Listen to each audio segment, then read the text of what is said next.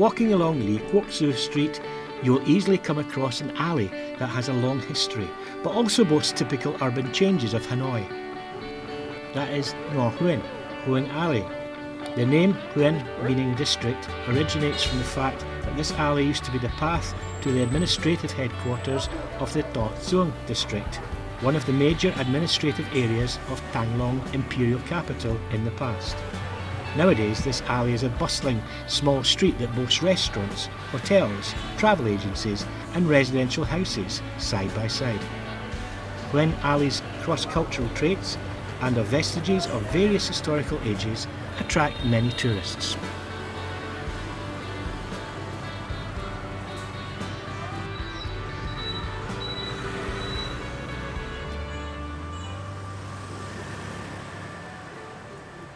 French architecture is also a heritage that is still being preserved inside Hanoian alleyways. More interestingly, some local families are still maintaining the original decor and furniture styles of their houses. Mr. He's family, living in Hang Bong Street, is always proud of their residence. The living room is so nostalgic that it reminds people of the life of a Hanoian intellectual family decades ago. Với một không gian to như thế này, không có cột trống, nên thời kỳ đó thì làm đường rất hiếm. Và lại thứ hai là kỹ nghệ, người ta làm hoa văn trên tường này, hoàn toàn là làm bằng tay. Những cái này là cái giá trị lịch sử của cái kỹ thuật xây dựng. I'm intrigued by the bas-relief pictures on the walls. The only other place in Hanoi I've seen these is at the Hoa Lo prison. How they came to be done in the house? Cái nhà này xây vào những năm 1930. Đây là trụ sở của một công ty của một ông tư sản yêu nước người Việt Nam, cụ Nguyễn Sơn Hà. Cụ Nguyễn Sơn Hà chuyên về cái nghề như vậy là làm cái vật liệu xây dựng như là các loại sơn, sơn cửa, sơn các hầm tàu, sơn các công trình sắt thép. Mà cái salon này là cái salon tiếp khách của cụ Nguyễn Sơn Hà. Nên hai bức phù điêu này đều mang phong cảnh và đặc thù của Việt Nam. Bức tranh đấy là nói lên một cái nghề của người Việt Nam trên những con sông nước. Thì người ta thả những cái vó bè và cuộc sống lênh đênh trên mặt nước, suốt đời ở trên mặt nước. Kia là cây chuối. Những cái buồng chuối này thì ta có thể đi bất kỳ nơi nào ở Việt Nam đều gặp nó cả. So your children have grown up in this house and moved away. You choose to stay here. Why is that? Và chúng tôi phải ở đây để chúng tôi thờ cúng tổ tiên. Tất cả thế hệ này là chúng nó ở tất cả những khu đấy rồi. Và đây là chúng tôi ở để chúng chăm lo nhà thờ. Khi các con chúng tôi nó nhiều tuổi rồi, các cháu lại về đây để chăm lo nhà thờ. Đấy là cái hành trang của những người Hà Nội cổ là như vậy.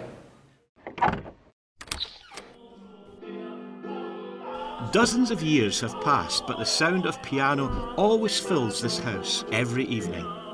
Those are the melodies showing Hanoian intellectuals' pride, national patriotism and strong attachment to Vietnamese culture.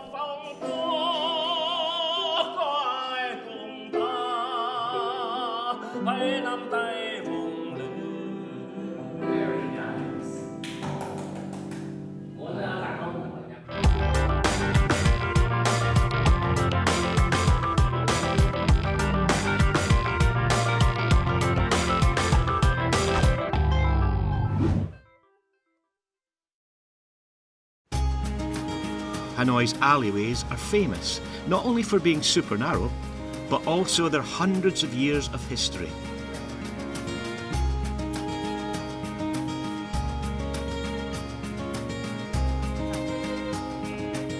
The western part of Hanoi used to be suburban, with famous ancient villages such as Yen Tai, Ho Cao, Dong Sa, that are known for their age-old architecture. All of these villages have many alleyways, whose establishment reflect local history and culture. For example, visitors to Dong Sa village can enter through its main gate and exit through the alley 460 on Tui Quay Street.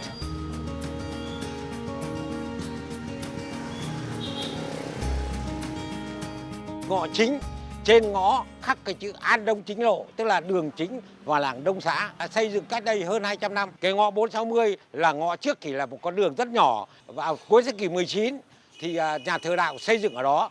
Các cha cố đã làm con đường rất rộng, đường lát gạch nghiêng để bà con giáo dân các vùng đến đây để làm lễ. This cathedral is small, located in the middle of a cramped residential area. Anti-Cathedral was built in the style of Renaissance architecture and was meticulously decorated. The front side of the cathedral was carved with Latin words saying Mater Doloroso ora pro nobis.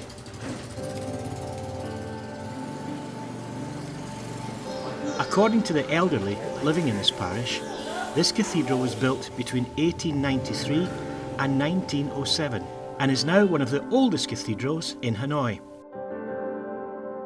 Today, the Anti-Cathedral is one of Hanoi's ancient cathedrals whose original architecture is still being preserved.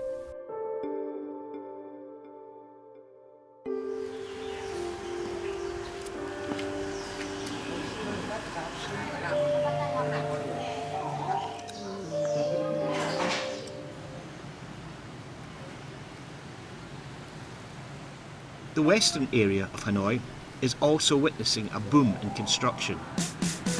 In the past, this area was mostly paddy fields, but has now become roads, houses and shops.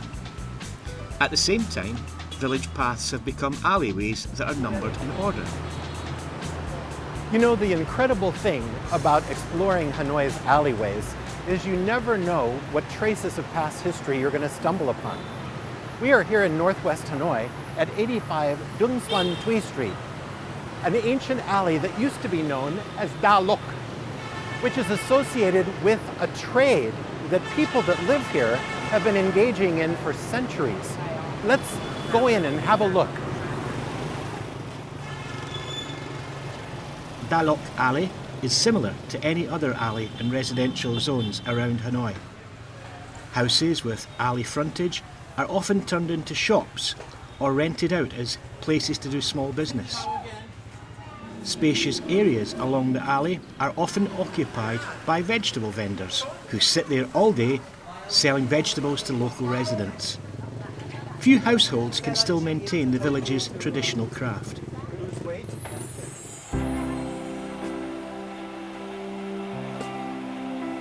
Làng hậu cốm Vong, quanh đồng của chúng tôi 600 mẫu ruộng. Nhà tôi cấy ít nhất phải hơn mẫu. Ngày xưa toàn làm cốm của nhà nhiều. Nhưng mà bây giờ ai thích thì làm, ai không thích thì bây giờ có cái đại học sư phạm đây này. Đất người ta rộng, người ta làm nhà cho sinh viên thuê. Nhưng người ta chỉ thu cái tiền ý là đủ sống. Người ta không cần làm cốm. Nhà tôi thì vẫn phải giữ nghề. Các cụ truyền cho tôi truyền cho con lại truyền cho các cháu. Thế thôi, vẫn cứ giữ nghề. Cốm Vong rất ngon. Mà ở Hà Nội này người ta lại ưa chuộng. Cho nên là làm ra là bán được. Yeah. Look how beautiful this is. This is young rice that's harvested about 20 days earlier than normal rice. And we're going to stick it in the roasting pan in the oven.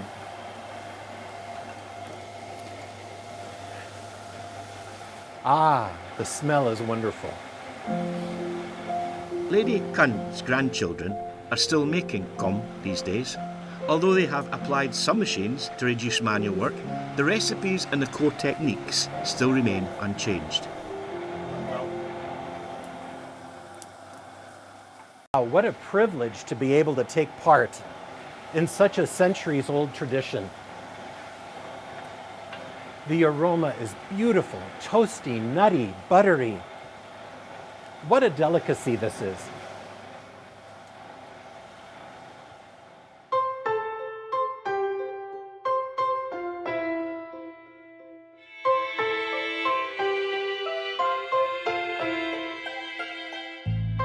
It is said that the craft of making com started hundreds of years ago. Heavy rain damaged rice fields that were not ready for harvesting. In a vain attempt to save their efforts and crops, Vong villagers collected young rice and roasted it for food. To their surprise, young rice turned out to have delicious tastes and smells when roasted. From then, Vong villagers started making com and selling it to residents of Hanoi. As their experience in making com has gradually been accumulated and passed down from generations to generations, com has become grainer, more glutinous and aromatic.